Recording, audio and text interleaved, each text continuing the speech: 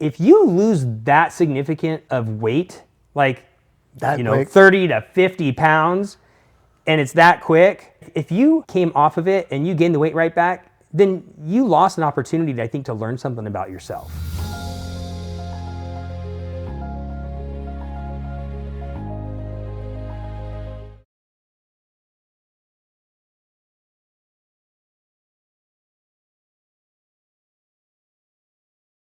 Welcome back to another episode with Second Opinion with Dr. Haggard. I'm Dr. Haggard.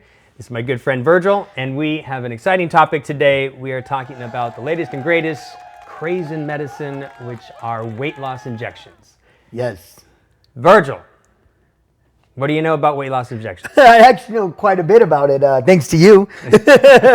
No, I actually tried tirzepatide, and it really worked. I've literally weighed 219. Check out this fat picture. Like it's insane. Look at this. This was me before, and I literally weighed 219 pounds. And in the matter of not even 2 months, I went down to 184.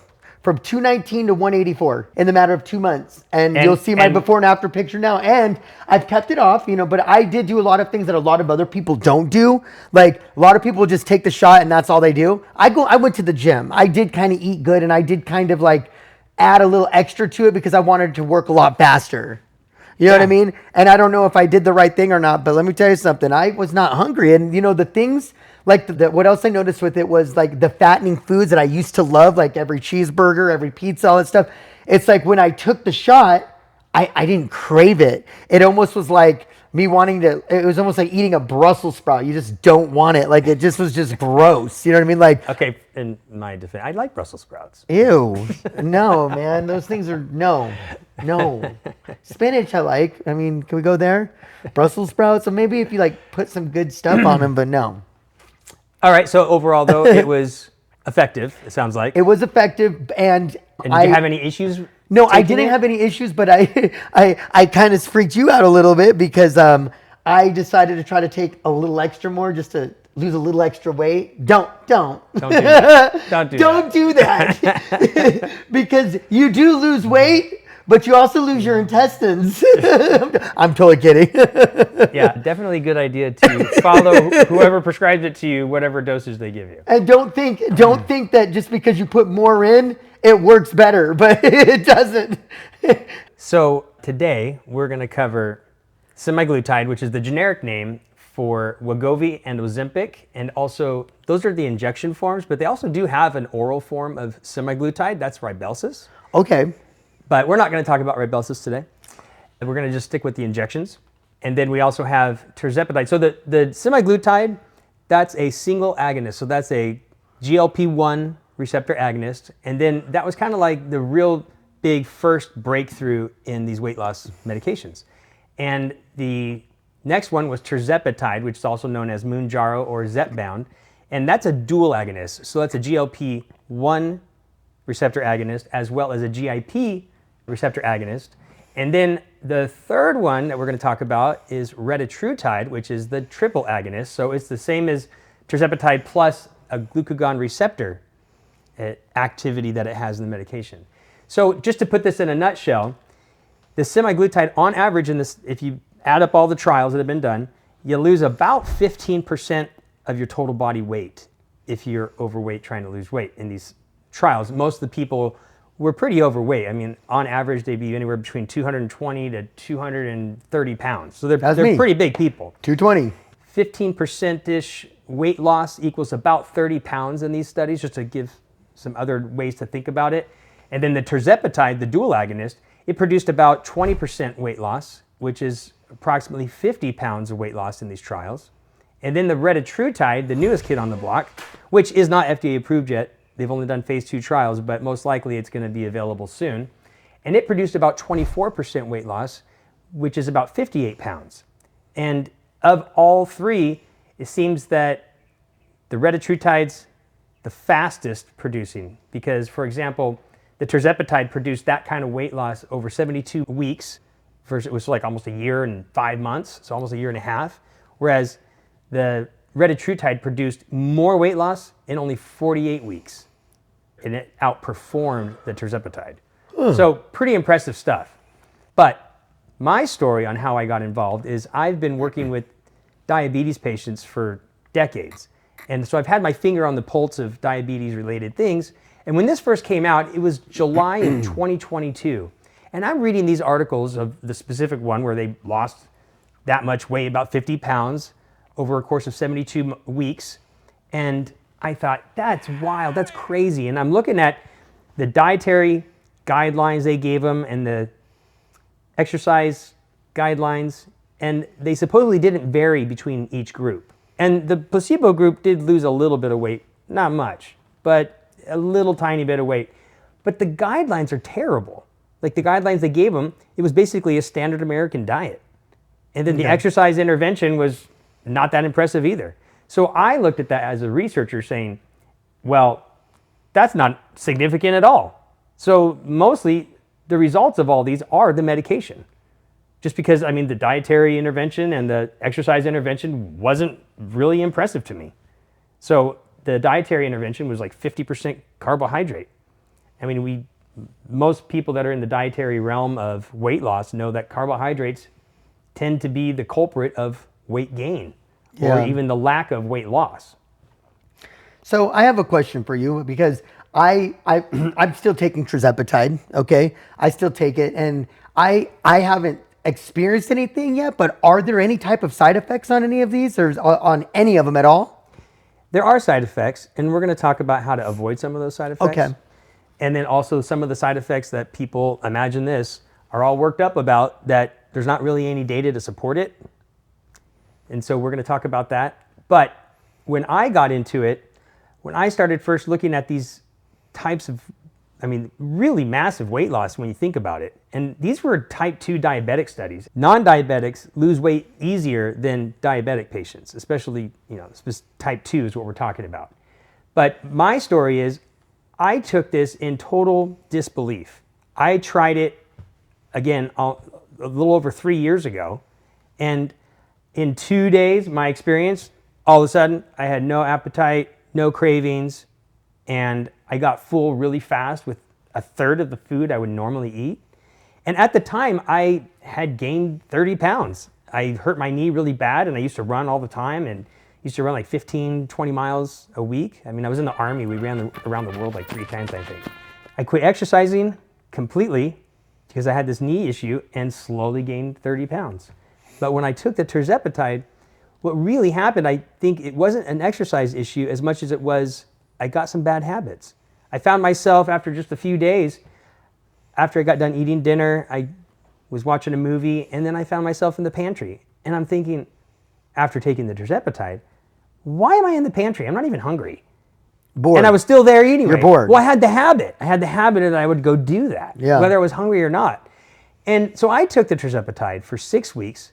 I lost 10 pounds the first week effortlessly. Yeah. And then after 6 weeks, I lost 30 pounds and I'm back to my normal adult weight I've been for most of my life.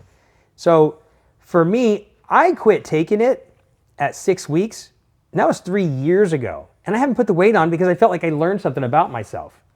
And I think that that's the biggest message that I want to convey in this episode is that if you lose that significant of weight, like, Quick. 30 to 50 pounds, and it's that quick, if you came off of it and you gained the weight right back, then you lost an opportunity, I think, to learn something about yourself. Yeah.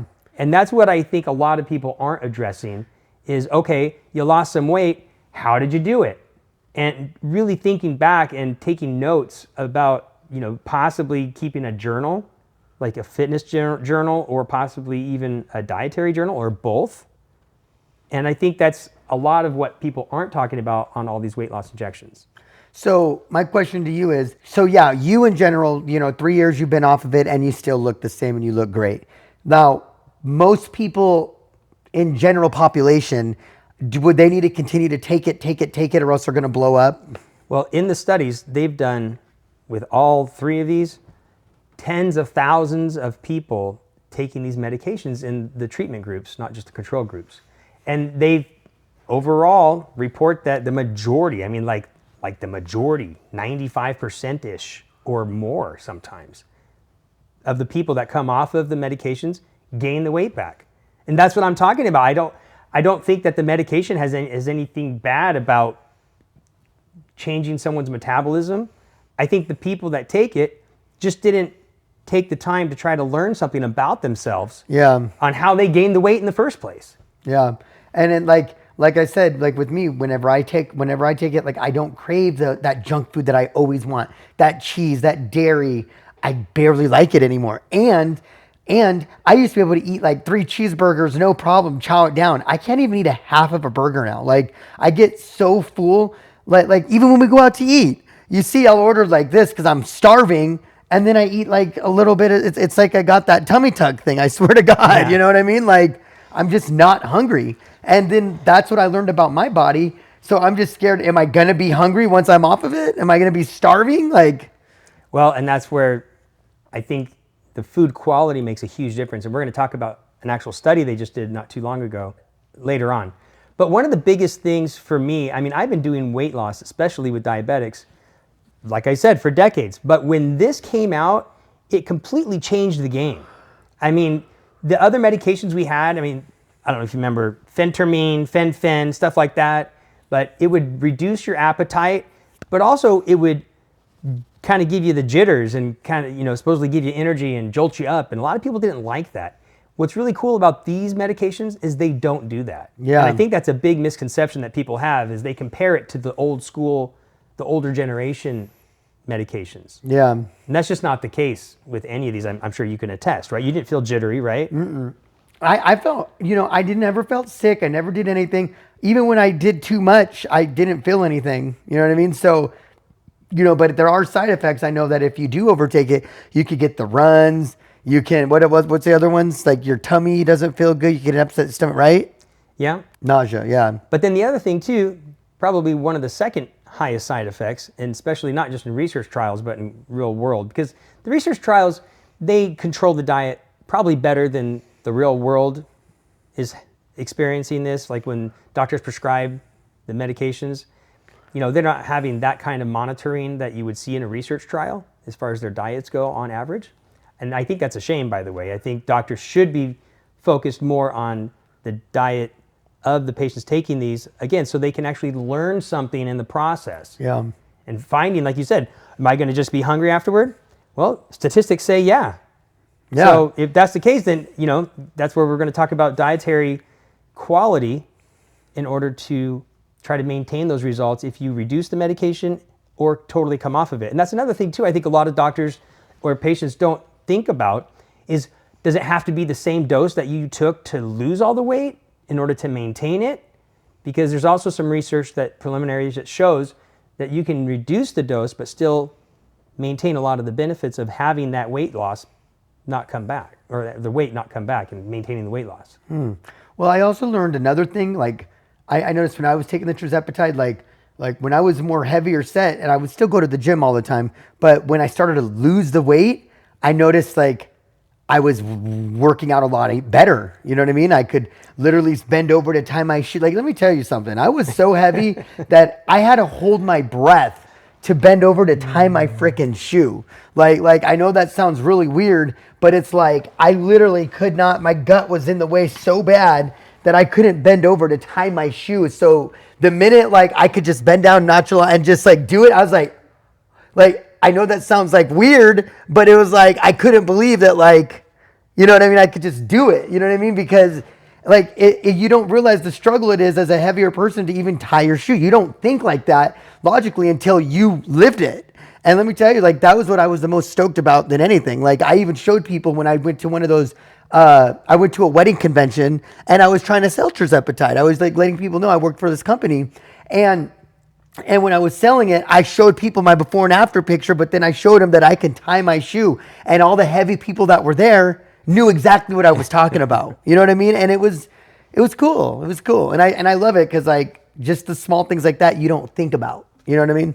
Yeah. I mean, when you talk about that kind of weight loss, it's life-changing. It really is. I've had a lot of people that have taken this tell me stories how they got to get on a plane for the first time in years and go visit their family or travel or do whatever. I mean, That's a big deal when you lose It 50 is. plus pounds. It is. Like, could you imagine like the people that are like way heavier set where they got to buy like 2 plane seats Yeah. and then they lose the weight and it's just like, it feels like you like accomplished something really huge. You know what I mean? It's weird because from a heavier person to the skinnier person, because I was that, it's like your whole persona, your personality, just everything changes. You're not hunched over, your chest out instead of hunched over because you're happy.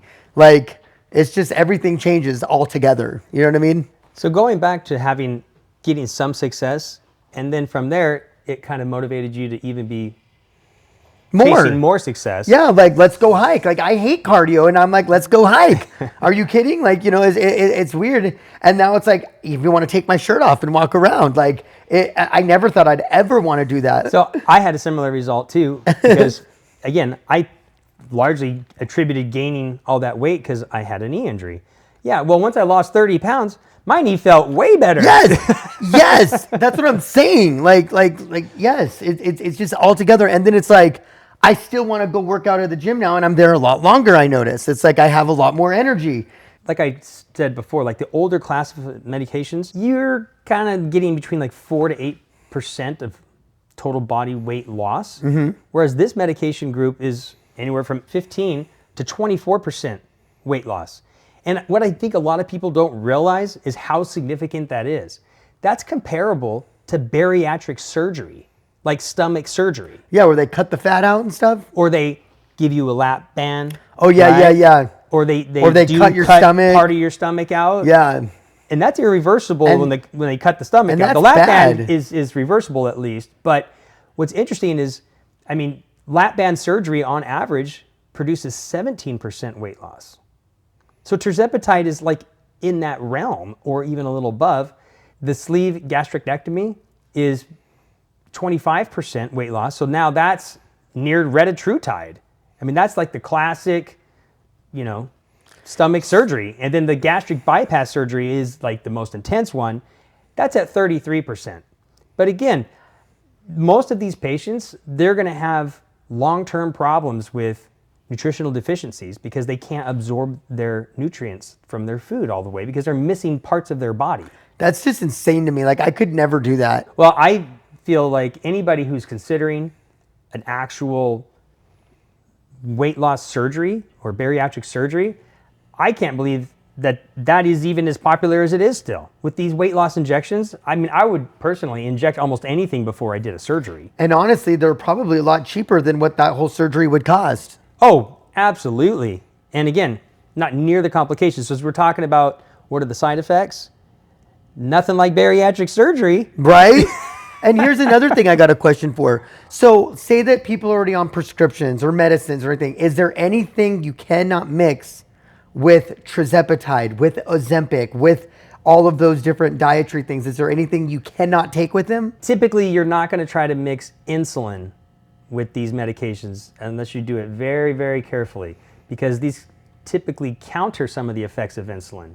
So on average, this group of medications, they help regulate appetite, but they do lower your glucose. I mean, these are primarily diabetes medications that then, you know, the researchers were getting such great results because they saw not just reduced appetite, lower glucose, increased satiety of like how much food they were, you know, how much food they would eat and then stop eating, as well as it upregulates insulin secretion.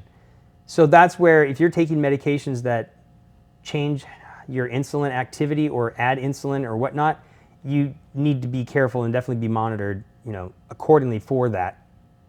But with that, that's when the researchers said, well, if this works for the diabetic patients, does it work in people who are non-diabetic but need to lose weight? So that's when they first did the whole studies, like in 2022. And they started looking at this like, wow, this diabetic medication has purposes for outside of diabetes. So that's really where everything changed. And a lot of people say, well, what kind of, you know, what are the effects of this? Where did it come from? It's your body produces GLP-1s. And I think a lot of people don't know that. So you naturally have GLP-1s in your body. And these medications are 90% the same, but they're slightly modified synthetically in order to have a longer half-life. That's why you have like this once a week injection, Yeah. typically, I mean, you can vary the doses a little bit depending, but for the most part, it's that once a week injection because it's been synthetically modified just to have a longer duration in your system before it leaves. We've seen clinically many type 2 diabetics taking testosterone can also benefit from doing, again, either semaglutide, tirzepatide, or retatrutide. Any of them seem to have a synergistic effect with some of the other medications. Yeah. And that's the thing also, as we talked about with testosterone, testosterone's already in your body. You're just getting healthy levels.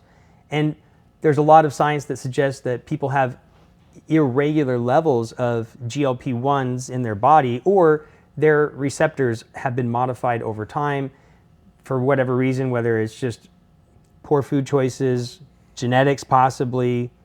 I mean, there's quite a few things that can make a difference. That's awesome. Well, I am definitely a fan of it. I have nothing actually bad to say about it. It's made my life, it's been life-changing. I'm happier.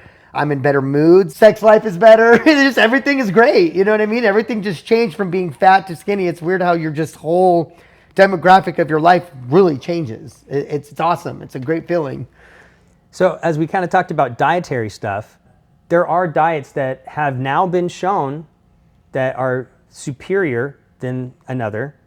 They have some preliminary stuff, but they had a trial published just this year in March, and they compared a ketogenic diet to a low-calorie diet. Oh, so you got a diet with tirzepatide? God, I haven't done that yet. What? No, but What? it's the food choices. I mean, most people are going to eat less. Yeah, well, You're going to eat less. And then if you use that time where, you have this, in my world, the way I describe it is these medications, they separate your emotion from food. And at that time, I think that's a great time to try a new diet to see if you'll have benefit from it. Yeah. So a ketogenic diet is a low carbohydrate diet that's moderate in protein and really high in fat. So ketogenic meaning keto is a ketone body. That's where your body starts to metabolize fat for its fuel rather than carbohydrate. So ketogenic, keto is the ketone bodies that are produced from that metabolism. And then genic is to produce. So ketogenic diet, that's what that means. It's just that you're making ketone bodies because of the food choices that you're having, mostly a low carbohydrate. The one thing I will tell you that I've been doing ketogenic diets for decades with people, especially with my diabetic patients, even type 1s, I've had really a lot of good success with ketogenic diets. And the ketogenic diet has minimal or moderate amount of protein. And that's the number one flaw I see people do is they'll eat too much protein. If you take too much protein, your liver will convert it to sugar. Oh, really? That's called gluconeogenesis, making new sugar. Yeah. So once you make new sugar, then the insulin level goes up. So insulin is your primary hormone that makes you gain weight. And so that's why carbohydrates typically are the culprit. But if you're trying to have a low carbohydrate diet but eat too much protein, unfortunately you end up having the same effect. Your insulin's high. And if your insulin's high, you're going to be in a fat producing mode. Okay, guys, we're back. We had some lighting issues. So one of the biggest things I've seen working with doctors is the dosing schedule should not be automatic in my opinion. If you look up from the manufacturers that produce these medications, they have a dosing schedule that basically increases every month. Depending on which medication it is, it's either kind of tops out at like month 5 or month 6. And these dosing structures, I think a lot of people don't realize are because they're for diabetes. So that's actually, one of the things we talked about, the different name brands of the same medication. That's why in this video we're using generic names, because the different name brands are the same exact medication, except one is marketed for diabetes, one's marketed for weight loss. Identical medications. Okay. But they're the same exact drug. You can interchange them. It's just for marketing purposes. Got it. That's it. Wow. So interesting. You have these doctors that are prescribing the medication for weight loss, Zepbound, but then they're using the diabetic schedule as each month the patient should increase the dose. But my contention is if the patient is at the lowest dose and come week 4 or 5, they're still getting results of weight loss, they're not having issues with cravings or appetite problems. Why increase the dose? It's this concept in medicine called the MED, or the minimum effective dosing. And one of the ideas on this is if you can get away with having a smaller dose, then you have less cost on average. You also have less side effects or adverse effects. If you can have the lowest dose of any of these weight loss injections and still have weight loss the entire time, why increase it? I personally only took half the dose of tirzepatide. When I lost the weight for 6 weeks, I was on 1.25 milligrams, and I lost 30 pounds in 6 weeks. Yeah, but here's the deal. I'm going to just keep it real. You're looking at a doctor's prospect, okay? I'm looking from my point of view. I want to lose the weight a lot quicker. I want to dose that shit up quick. I want to shove it in me, and I want to be done. And like that. That's why people do it, because a lot of people mentally think, oh, the more I put in, the quicker it works. That is true. However, then the side effects are also faster. And the side effects are real. Like, what kind of side effects are we talking about? Well, we've talked about nausea, upset stomach, constipation, even diarrhea, which is interesting. That can do either one depending on the person. But you're just eating less.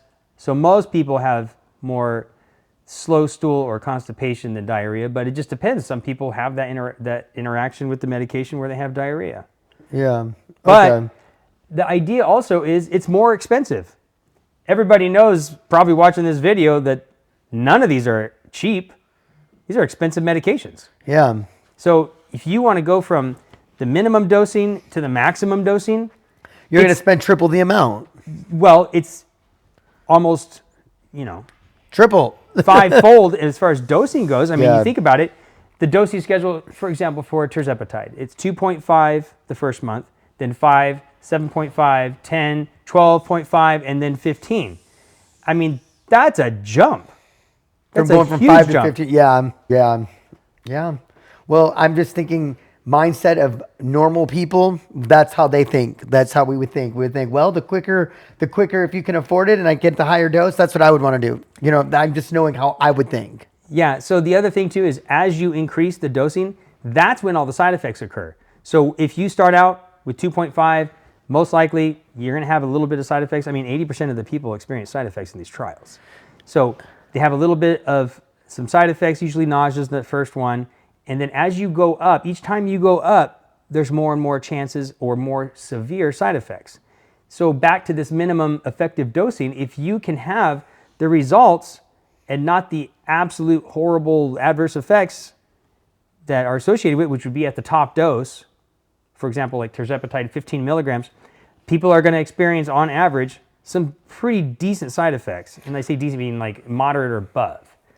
But if you can get the results, and it might take a little longer, but again, if you're also doing some dietary stuff, then the diet can actually be more effective than just taking a really big dose of a medication. And then we're back to this whole idea that, is it a dosing problem or a nutrition problem? Because if a person's taking a dose of whatever, at the beginning dose, middle dose, and they're talking to their doctor, and the doctor says, oh, well, you hit a plateau of your weight loss, let's go ahead and increase the dose. But I think that's a terrible way to approach it. I think most doctors or other health care providers should say, hey, you're plateauing on your weight loss. Are you still having cravings? Are you having issues with your appetite? And if those are not issues, then I don't think it's a dosing problem. I think it's a dietary problem. And I think that healthcare providers should spend more time with their patients about diet. Yeah. And that's where we see all this benefit with the ketogenic diet. So again, the low carb, high fat, minimal protein, that just seems to be the way to go with these medications. So you talked about having the gaunt face, like having like this, whatever they call it, semaglutide face. That saggy face. You know what I'm saying? It's not cute. Right. When you have a ketogenic diet, they showed in these studies that you have less or no significant decrease in lean body mass compared to people who don't follow a ketogenic diet and have your typical standard American diet, which is 50% carbohydrate and low fat, moderate protein. And that diet seems to have, in 12 weeks in this preliminary data sample that they did, 12 weeks they had 5 to 6 pounds was from lean body mass or muscle mass compared to the ketogenic diet. So the ketogenic diet seems superior compared to the standard American diet when you're doing these particular medications. And besides these medications, the ketogenic diet has been one of the champion diets for years for producing weight loss. So if a person is just continuing to take more and more medication, I think that they're going to be one of the people most likely that if they come off the medication, they're going to gain the weight right back. The biggest concept, though, is I feel that if a person loses a significant amount of weight, we're talking 30, 50, even 100 pounds, and they didn't learn something about themselves with that type of weight loss, I think it's a lost opportunity for themselves and their healthcare provider guiding them through the process. We talked about some of the side effects, but there are some contraindications and cautions that are even on the package insert. One of the big ones is development of cancer. There's 2 cancers that are on the package insert. It's multiple endocrine neoplasia, which isn't that big of an issue for most people. The biggest issue that I always hear is thyroid cancer. When they were originally doing the research on this medication, they were using rats, and the rats seemed to have some possible indicators that the medication could increase thyroid cancer in the rats. It didn't actually increase the thyroid cancer, they were indicators. But somehow, that was enough where it's on the package insert on these medications. So since the rat model, they've had 2 major studies using humans, not animals, and they showed, first off, in type 2 diabetics, they did 34 different articles, it was a total of over 50,000 people, and they compared the placebo with other interventions to see if there was any sort of increase in any cancers, specifically thyroid, for using the GLP-1s. And the conclusions were that these GLP-1s can be used without safety concerns related to development of new cancers in type 2 diabetics. Then a few years later, they repeated the study in non-diabetics, and this was involving 37 randomized controlled trials, 19 real-world studies, and it was about 16,000 patients in the placebo group, and then another 16,000 in the active control group, and then there was 13,000 in the patient real-world studies. And their conclusion was these studies showed that the GLP-1s were not associated with an increase of any types of cancer, and this conclusion was supported by high-grade evidence. So that's a pretty solid observational type study mixed in with the randomized controlled trials. Well, that's our episode for today. We look forward to seeing you soon. Stay tuned for next show.